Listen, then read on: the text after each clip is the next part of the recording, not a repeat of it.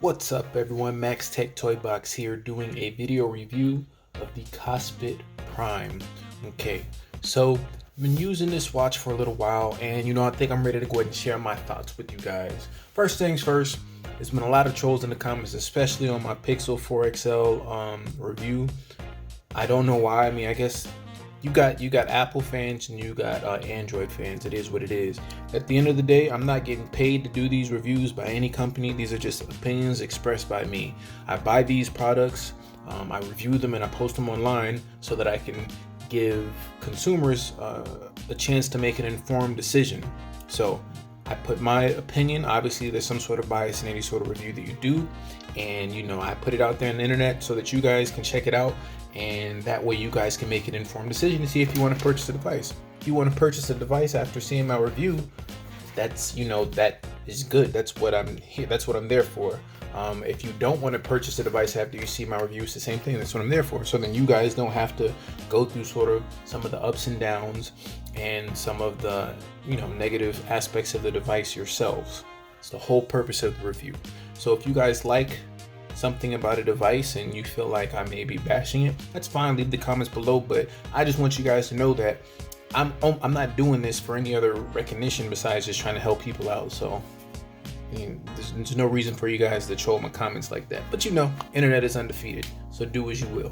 Anyways, back to the review. So again, this is for the Kospet Prime. So I did purchase this on GearBest for about $159.99. I believe if you go on the website now, it's going to be a little bit more expensive. So going over the specs, 3 gigabytes of RAM, you have 32 gigabytes of onboard storage, 2 cameras, heart rate monitor, Android 7.1.1, Bluetooth, Wi-Fi, speaker, microphone. It's IP67 certified. I think it's a 1200 milliamp hour battery.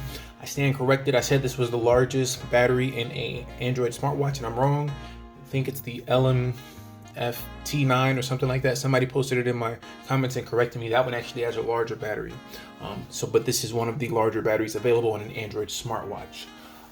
So those are all the pros. This is in terms of if you're a techie and you are all about specs, this has everything. It's one of the heavy hitters in terms of just specs and how heavy it is in terms of what it offers. One of the main things that I like most about this phone is the price. For $160, you're getting all those specs. That's crazy. I mean, you're talking about the Apple Watch doesn't have anywhere near, as much specifications as this one does, and you're charging 3-4 times the amount. Same thing with a lot of Android Wear watches or Wear OS watches. The Fossil Gen 5 I reviewed was around $300, I think. It was close to around $250, $279. The Samsung Galaxy Active is like $279 for the 42 millimeter watch.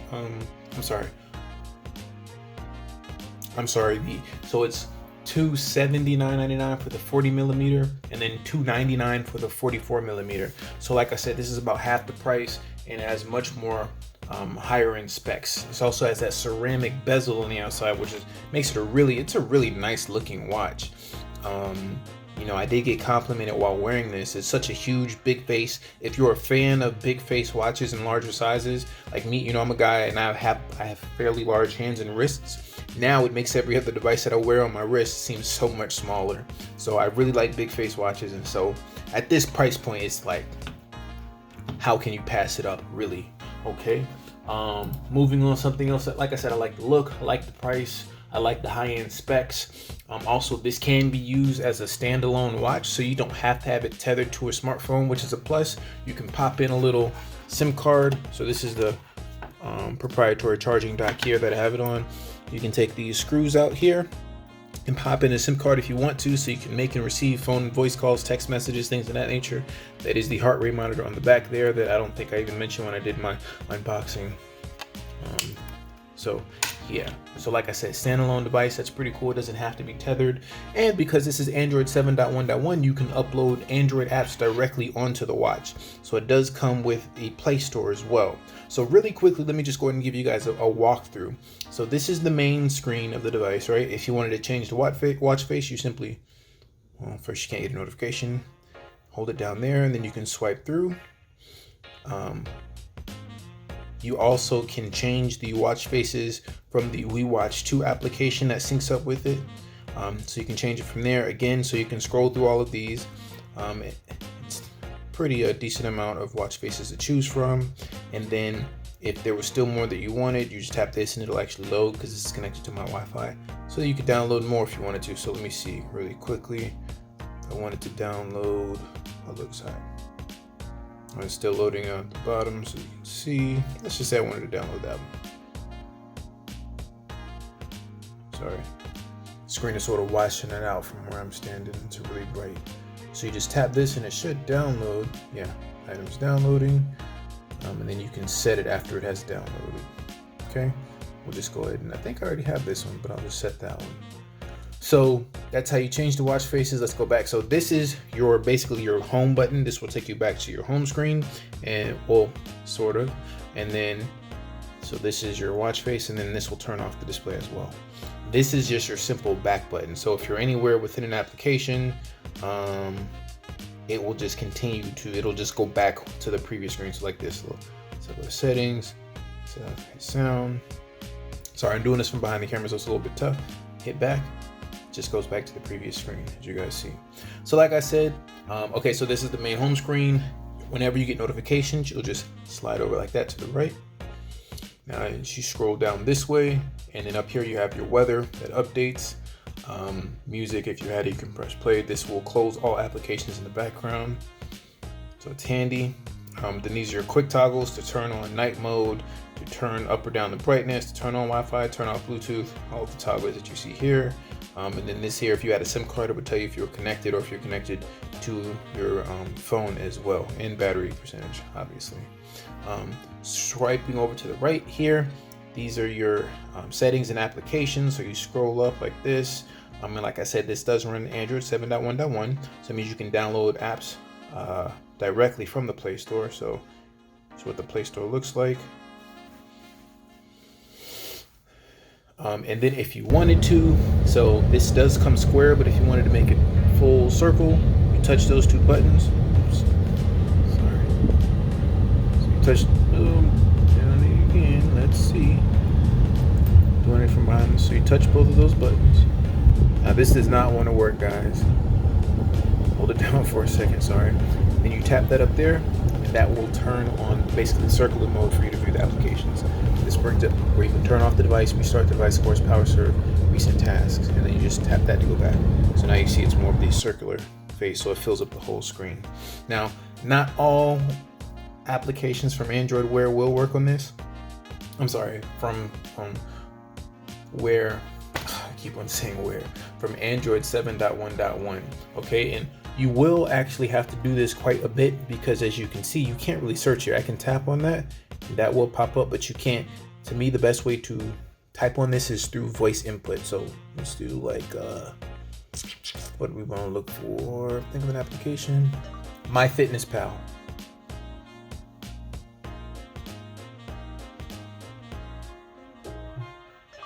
MyFitnessPal.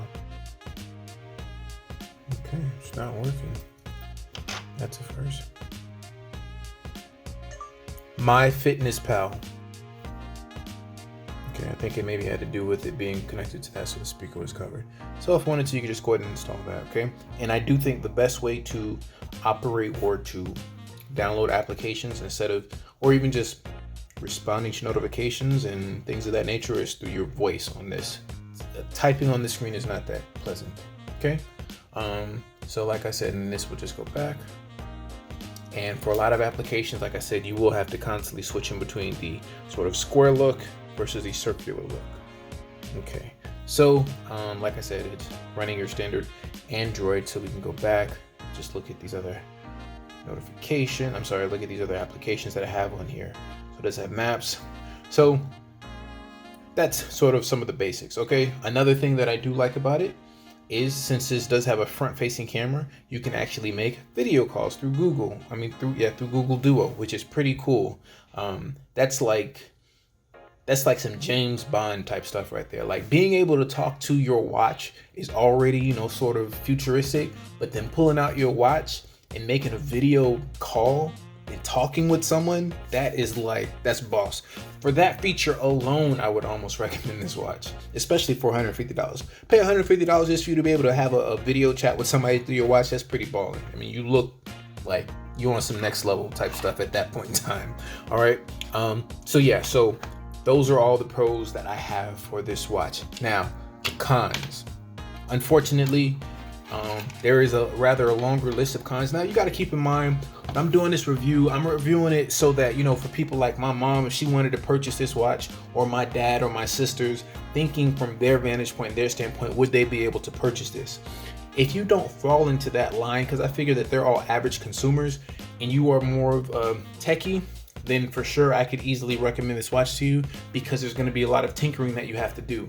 But a lot of people don't fall into that category, and that's why people like things like the Apple Watch, because it's simple and it's so easy to use. You don't have to tinker. Okay, so the biggest con that I have is the ease of use of the watch. As you guys just saw, when I was trying to switch over from the sort of square watch face to the circle screen, that was a little difficult to do. Unfortunately, I don't know why, but notifications come through a lot on the watch, and it pops up over here. And as I'm holding the watch this whole time, it buzzes like every 2 minutes, and they're like this. It's a persistent notification. So even if I dismiss it, just so you guys know, it comes back. So this is something different, so dismiss all these Google notifications, but in a couple of minutes, it will pop back up. That's very, very irritating. And of course, this is all through, and I did delete the Google, seems like that just popped back up again. So I deleted, like I said, the official Google app so that wouldn't happen, but it continues to happen. And all of these notifications keep coming in. Now, something else, if we're talking about notifications, if I was to receive a text message on this watch while it's tethered, with the default WeWatch 2 application, I can't respond. Now, if you're talking about why you use a smartwatch, for the most part, most people use it for fitness tracking, right? You want to count your steps. You want to be able to respond to notifications. You want a nice vibrant screen, of course, so that you can tell the time. Those are basically the three main takeaways of why people use why people have smartwatches. They want to be able to tell the time. They want to be able to track their fitness. Maybe it should have a heart rate monitor of some sort, so that they can get that overall health. Fitness tracking, sleep tracking, like I said, workouts being tracked, all of those things. And then again, you get notifications so you can quickly look at your watch. And then maybe you don't want to respond, or if you don't feel like pulling out your phone, you can look at your watch and respond via text, like texting on the keyboard, or via voice. With the default WeWatch 2 application, you can't do that. There's a separate application called Droid Assistant, where if you purchase, and it's, again, ease of use, it was pretty convoluted to figure out, and I do consider myself somewhat of a techie, and it still took me a little bit of time to devote to try and understand exactly how that application works. And I ended up buying the premium version of it, and then I got notifications to come through, but it's still not the cleanest way for notifications to come through. Now, and I plan to have all this stuff ready so I can show you guys how that works, but unfortunately, I accidentally deleted the application from the WeWatch 2 application from my phone. And so because I deleted the WeWatch 2 application from my phone, I re-downloaded it. I cannot for the life of me figure out how to resync the watch to my phone without resetting it. So again, it goes into the whole ease of use. Like, there should be some sort of a cookie cutter or a relatively easy way for someone to be able to sync this back up with their phone, and I don't know how to do that, unfortunately. If I open up the WeWatch 2 application, which I'll do for you guys right now so you can see, all it does is it brings me to this screen here. So this is what it looks like, and then of course, if I could go ahead and change the watch faces from here, and this is how I'm supposed to connect to it, and it tells me to scan the QR code, but I don't know how to bring the QR code back up on this screen. So yeah, scratching my head. But anyway, so getting away from that, like I said, notifications, they just aren't now you can get notifications to work, because I did get them to work, but even when a notification pops up through the Droid Assistant app, so maybe I can try, let me see if I can get the Droid Assistant app to work. Okay, so I was able to get, so here, if you install Droid Watch Assistant, it pops up and tells you to do the scan QR code. And so this is one of those things I think we'll have to press that, go there. See, in order for you to see the whole screen, so. And then I just scan that QR code.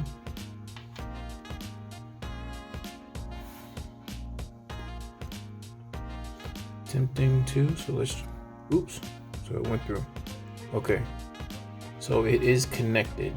Alrighty, so we'll go back. So now this is the way, and again, this is the premium version, but this is the Droid, it's like the Droid Assistant watch version, and then there's a Droid Assistant phone version. You have to have both of those applications installed.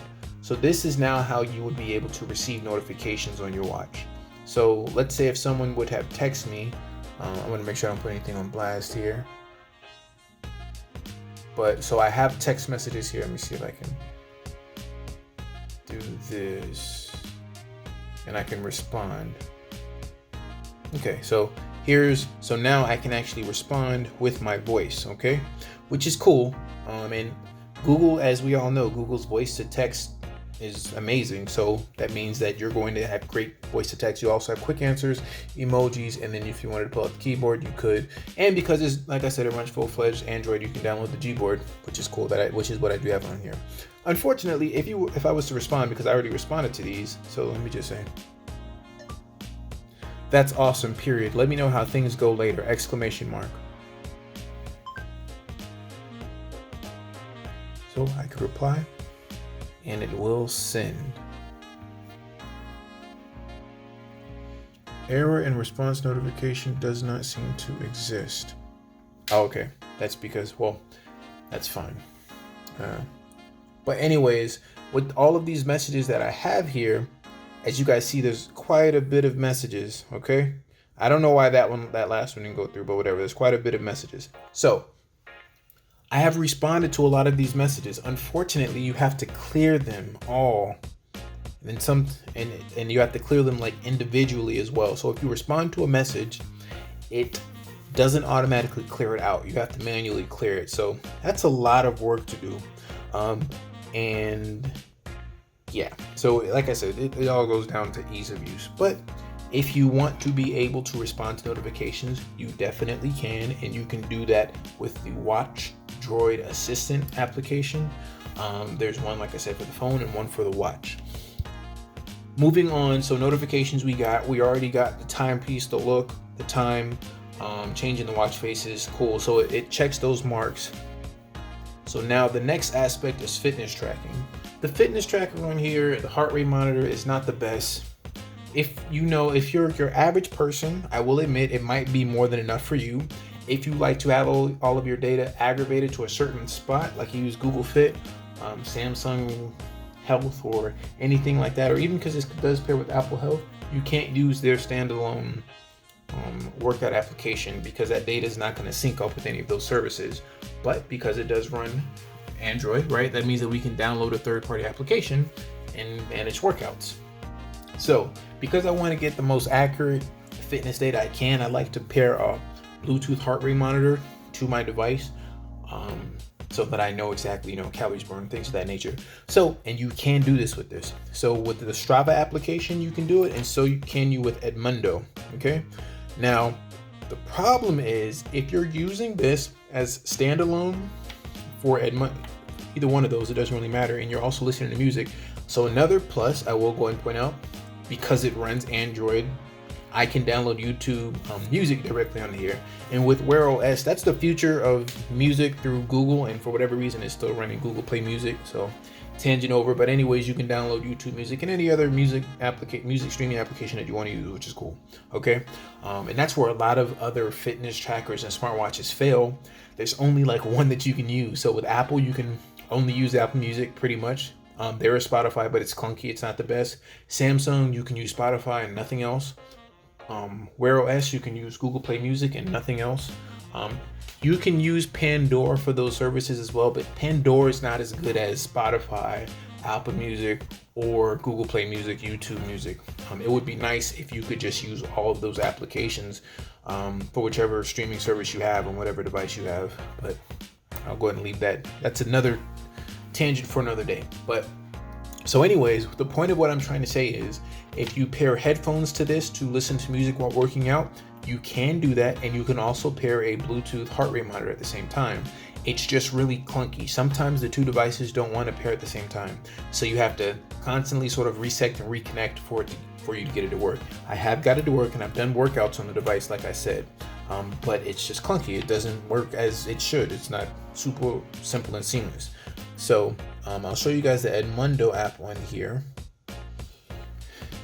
and so yeah. So and because it's the way the screen is set up, we know it's just some things are not perfect. Okay, so we'll go here, pull it back. All right, and then if you wanted to add the heart rate monitor, you just go up here to settings, add weight training, whatever your workout is, and you go to heart rate monitor, and then Bluetooth smart sensor. Okay, and then you would connect it.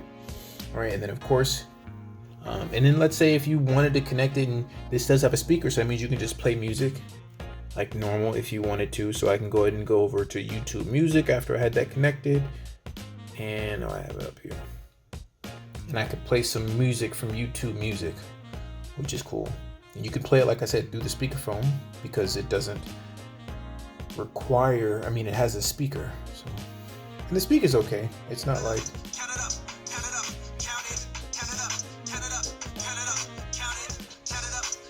so if it was just you in like a garage or something like that, you just wanted to listen to music, you could do that. And of course, both of those applications can be running in the background. Now again, hiccups while performing a workout. This has force closed on me as well. So like the Edmundo app just stopped tracking, and so the music, it just stopped playing. So maybe it's because of the 3 gigabytes of RAM. If these were running the lighter versions of these applications, maybe that wouldn't be an issue. I mean, you think that 3 gigabytes of RAM would be enough for you to track a workout, you know, but I guess it's sort of, maybe that's a lot of RAM. I don't know how much that usage is, but you essentially have 2 apps open. Bluetooth heart rate monitoring happened. You're playing music and streaming it to a Bluetooth device. I don't know what that RAM usage would be like. So yeah. So fitness tracking, you can get to work on this if you want to. And then of course, Edmundo pairs with MyFitnessPal and other workout modalities, and so does Strava. Now, Under Armour Record is another pretty good workout application, but for whatever reason, you can't even search for it on here. You can't download it, it's not compatible. And then Polar Beat is another application where you could just pair a Bluetooth heart rate monitor, but it's not compatible with this device either, so you can't download it, unfortunately. But like I said, if you want to get those things to work on here, you can, and I just basically laid out how you can do it. So the pillars to me, like I said, that make a smartwatch, I guess there is another pillar that I didn't touch on, but it sort of, goes in line with the overall aspect of fitness tracking, and that would be sleep monitoring. Now, unfortunately, there's no built-in sleep monitor. You can download another application. Sleep as Android is not compatible with this, but there is another application called Sleep. I think it's called Sleep Cycle.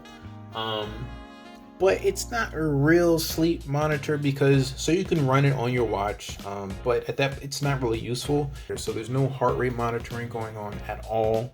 It's just recording the time that you're sleeping, so you could just do that from your phone.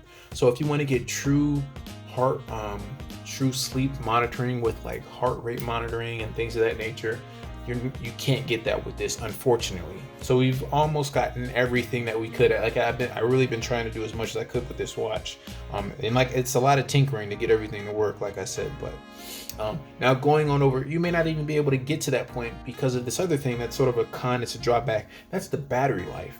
This is a really, really big battery, but unfortunately, it drains fairly quickly. And I think that has to do with the LCD panel. So I wish that they would have done the OLED panel for this instead of the LCD, because for the watch faces, they're very bright, vibrant, and colorful, and they have to stay on and persistent. There's no you can turn off the screen, and there's a tilt to raise function so you can get the things to turn on. but I just expected better battery life with the 1200 milliamp hour battery. I mean, I'm getting better battery life with my Mobboy TicWatch Pro and the Fitbit. And of course, all of that has to do with the operating system and power drain, things of that nature. But, you know, so just throwing that out there. If you're just using this like for standard, like a watch, a timepiece, then yeah, this battery will get you through plenty of time. I think you'll at least get a day and a half.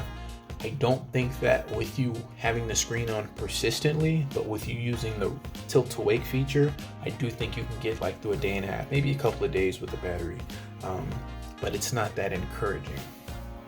So moving on, what else did I want to touch on? So overall, I will say that at 160, let's say this watch goes up to 200 bucks. If you were going to buy just a regular watch and you want a big face and you just want to be able to have like some smartwatch features, you know, I don't really think you can go wrong with this. Now this is say that with a grain of salt, okay? Because it's a nice looking timepiece, in my opinion, because I like the big face watches. And it just offers so much in that front facing camera for those dual calls and video chatting. And I will say, it's not like the video chat feature is amazing quality. I've spoken to other people and they said it's come through it's pretty clear on the screen. On this side though, it does look a little choppy. But you know, it's not horrible, but it's decent. They can hear you, make you out, they can see your face, and you but it's not like pristine Google Duo, because I think this is a 2 megapixel camera and then an 8 megapixel camera on this side. But either way, that's still pretty badass. So at 150 bucks, I mean, I've wasted more money on other things. So it's for the value. I mean, you're not gonna find anything at a better price point with everything that this is capable of doing. But now, in order to get this to its full capabilities, you're going to have to do a lot of tinkering, a lot of adjusting, and it's not going to be easy to use out of the box. If you want to be able to work out with this, can you? Yes. If you want to be able to track workouts with a heart rate monitor, can you do it? Yes. If you want to be able to respond to notifications from your watch, can you do it? Yes. But it's not going to be your standard sort of operation that you normally would get with a Apple Watch or a Samsung Galaxy Active Watch. Wear OS watch. It's going to be a lot more work. So for your tinkerer and somebody who wants, and I've gotten compliments on this watch because it really does looks good on the wrist. So like this thing just it's like I want to like this watch so much, but then like these persistent notifications, they really do suck.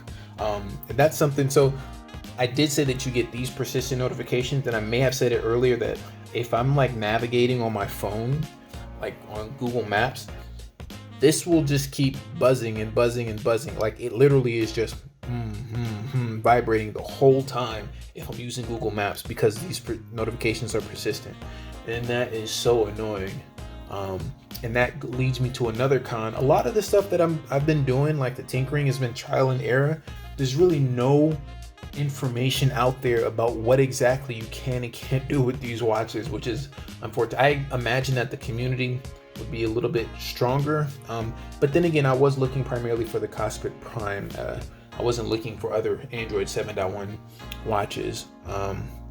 But yeah, so like I said, a lot of this was trial and error, so sort of is what it is. But these persistent notifications are very annoying, and there's no way to adjust the vibration either, at least that I could figure out. It's just like the same vibration.